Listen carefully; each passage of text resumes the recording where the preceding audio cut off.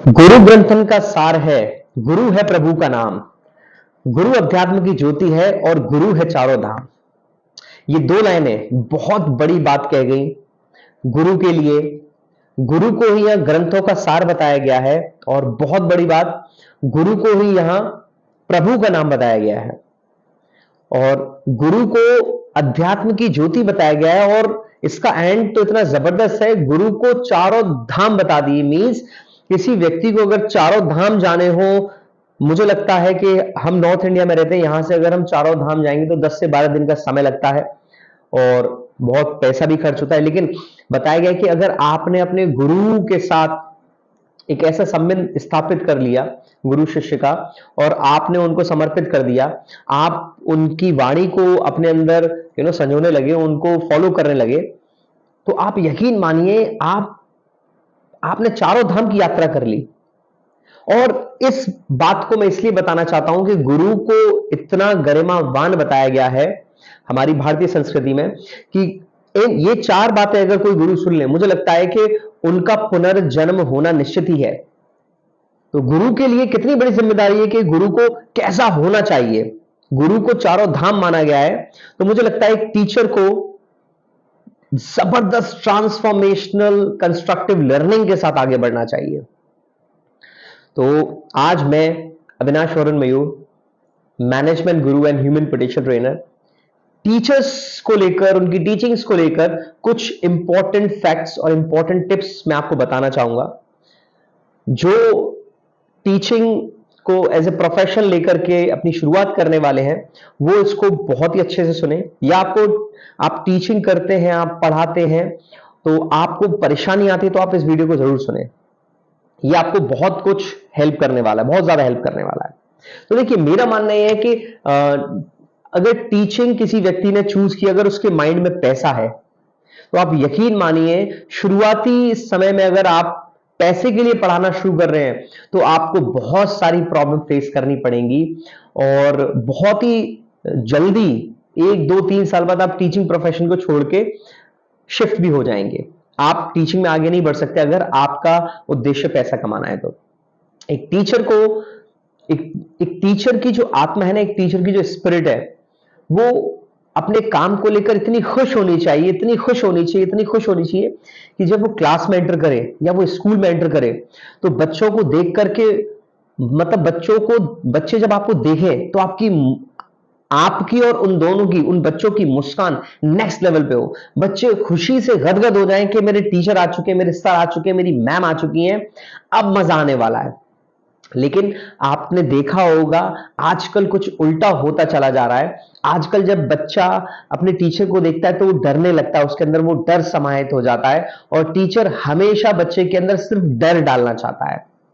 तो आप खुद समझिए, क्या हम अपने बच्चे के अंदर डर डालना चाहेंगे? हम अपने खुद के बच्चे के अंदर डर डालना चाहेंगे? मुझे लगता है कि हम अपने बच्चे के अंदर डर बिल्कुल नहीं डालना चाहेंगे। तो आप सोचिए, वो भी सामने बच्चे जो बैठे हैं वो भी किसी के बच्चे हैं और कहीं ना कहीं उन पेरेंट्स ने हम टीचर्स के ऊपर एक एहसान किया है कि उनकी जिम्मेदारी 4 से 5 घंटे के लिए हमें दी है।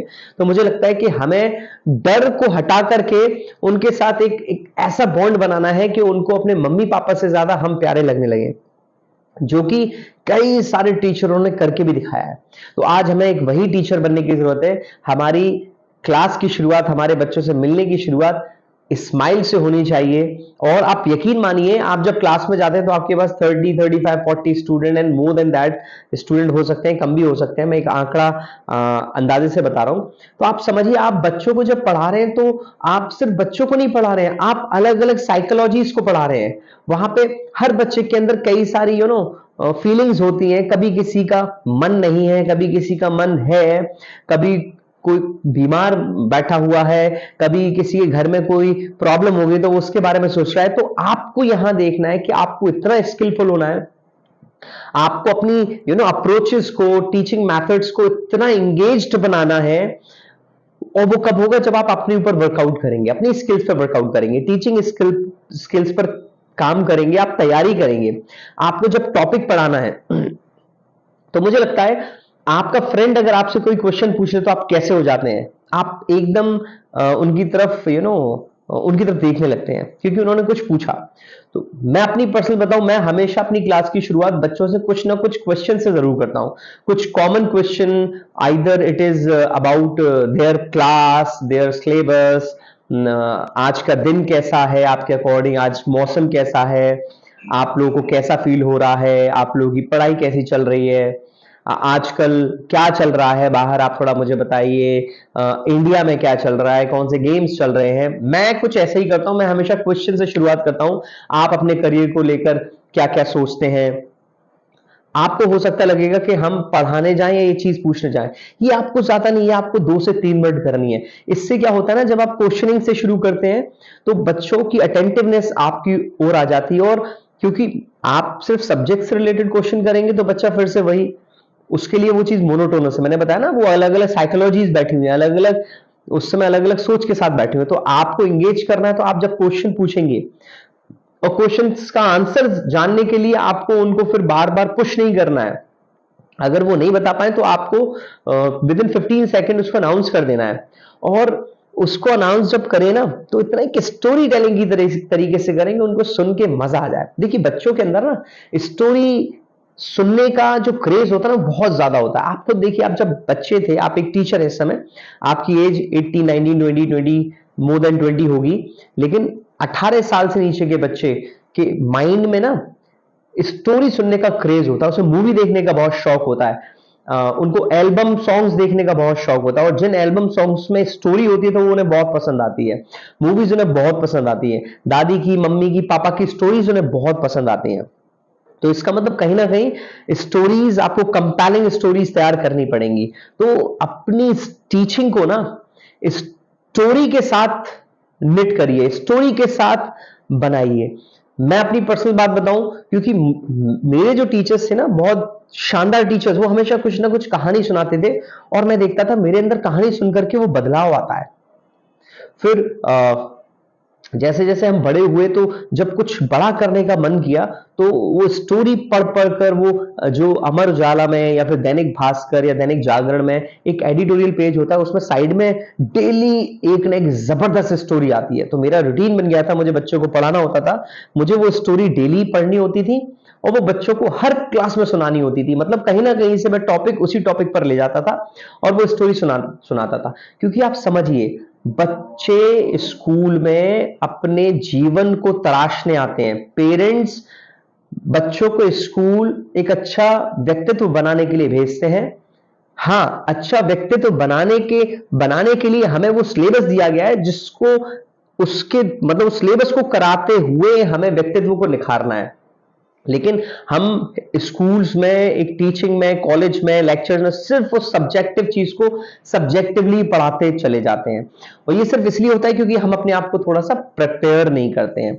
अगर हम अपने आप को प्रिपेयर करेंगे, बच्चों के लिए नई नई स्टोरीज लेकर के आएंगे, अपनी प्रेजेंस को, अपनी एग्जिस्टेंस को उनके सामने इंटरेस्टिंग बनाएंगे, और उनको हमेशा कुछ ना कुछ जवाब देने के लिए क्वेश्चंस तैयार करेंगे, अपने को थोड़ा मिस्ट्रीफुल बना देंगे, अपने बारे में ज्यादा बात ना बता करके अपने बारे में कम, जिससे आप एक मिस्ट्री बन जाए उनके लिए, तो आप यकीन मानिए बच्चे आपकी क्लास लेने को ना इतने ज्यादा क्रेजी हो जाएंगे, उन्हें सिर्फ आप ही चाहिए होंगे। और ये 8 पीरियड्स होते हैं एक स्कूल में, या 3 या 4 लेक्चर्स होते हैं कॉलेज में, या कहीं भी आप पढ़ाई हो, आप यकीन मानिए आप 30 to 45 50 मिनट्स, 1 घंटे का पीरियड आपको कम पड़ने लगेगा, अगर आप तैयारी के साथ, स्माइल के साथ, क्वेश्चंस के साथ, बच्चों को एंगेज करने के मोटिव के साथ, बच्चों को ट्रांसफॉर्म करने के मोटिव के साथ पढ़ाने जाएंगे। तो बच्चों को जब आप बोर्ड पे लिखा भी रहे हो, तो आपका पर्पस सिर्फ वो लिखाना नहीं होना चाहिए, आपका पर्पस होना चाहिए कि बच्चों का लेख सुधार हो, बच्चों की कंसंट्रेशन अच्छी हो। तो ये टीचिंग कोई एक बहुत छोटी चीज नहीं है, टीचिंग अपने आप में सबसे बड़ा, मैं मानना चाहूंगा, टीचिंग अपने आप में एक बहुत बड़ा सब्जेक्ट है। आप खुद समझिए, दुनिया में हर चीज की शुरुआत टीचिंग से ही होती है। आप किसी भी प्रोफेशन में हैं, आप एक मार्ट में हैं, आप किसी शॉप में हैं, आप कहीं भी, आप कोई भी व्यक्ति इस वीडियो को सुन रहा हो, आप कहीं भी काम कर रहे हैं, तो आप यकीन मानिए, आपको वो काम सिखाने के पीछे वो जो व्यक्ति है, आपके गुरु है, वो कहीं ना कहीं एक टीचर है। अगर आप बहुत अच्छे से काम सीख गए, इसका मतलब उस टीचर का हाथ आपके ऊपर बहुत अच्छे से रहा, राइट? अगर आप किसी क्लॉथ्स की शॉप पे हैं, जो आपके भैया हैं, अंकल हैं, जिनके साथ आप काम कर रहे हैं, सीख रहे हैं, अगर वो आपको अच्छे से सिखाते जा रहे हैं, तो कहीं ना कहीं आप बहुत अच्छे आगे चल के उस बिजनेस में अच्छा कर पाएंगे। तो ये किसकी वजह से हो रहा है? सिखाने वालों की वजह। अगर सिखाने वाले कंजूसी करेंगे आपको सिखाने में, तो क्या आप अच्छा सीख पाएंगे? आप ग्रो नहीं कर पाएंगे। सेम, अगर हम टीचर हैं, हम अगर बच्चों को सिखाने में कंजूसी करेंगे, तो भविष्य में बच्चों के लिए वो दिक्कत क्रिएट करेगा। और शुरुआत में कोई भी दिक्कत बहुत छोटी होती है, आगे चल के बड़ी हो जाती है। सेम, अगर हम बहुत मेहनत करें तो शुरुआत में वो मेहनत हमें कम लगती है, लेकिन आगे चल के वो बहुत ज्यादा दिखती है। तो आप हमेशा अपनी टीचिंग को एक्सपर्ट बनने की कोशिश नहीं करनी है हम लोगों को। हमें एक्सपर्टीज लेकर आने के लिए अपनी तैयारी करनी है, प्रिपरेशन करनी है। अपने साथ ये बातें हमेशा ध्यान रखें, अपनी टीचिंग के प्रति कमिटेड रहें, अपने आप से कमिटमेंट लेते रहे, हर दिन, हर 2 दिन, हर 3 दिन, हर हफ्ते, हर महीने, हर साल अपने आप से कमिटमेंट लेते रहे कि मेरा पर्पस टीचिंग करने का ये है और मैं ये करके ही आगे बढ़ूंगा। इसके लिए मुझे अपने मैनेजमेंट से डांट खानी पड़े, मुझे प्रिंसिपल मैम से, प्रिंसिपल सर से डांट खानी पड़े, मेरे डीन से मुझे डांट खानी पड़े, लेकिन मैं बच्चों के कैरेक्टर के साथ, मैं बच्चों की लर्निंग के साथ, मैं बच्चों की सीखने के साथ कॉम्प्रोमाइज नहीं कर सकता हूं। मैं अगर सिलेबस में पिछड़ भी रहा हूं, तो मैं अपने फेलो टीचर की हेल्प ले लूंगा, मैं अपने प्रिंसिपल मैम, प्रिंसिपल सर की हेल्प ले लूंगा, मेरे जो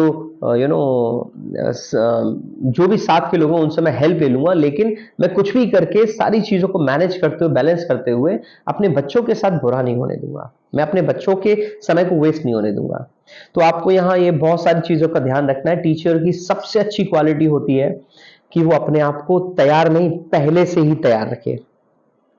क्योंकि अगर आप पहले से ही चीजों के लिए तैयार रखोगे, तो आपके पास जो भी 7 to 8 पीरियड्स हैं, आप उनमें बहुत अच्छा कर पाओगे। और फिर जाने के बाद जो आपको दिन का बहुत सारा समय बचता है, उसमें आपको ट्यूशंस भी करने होते हैं, बड़े बड़े कोचिंग्स में आपको पढ़ाना होता है, तो वहां भी वो भी तैयारी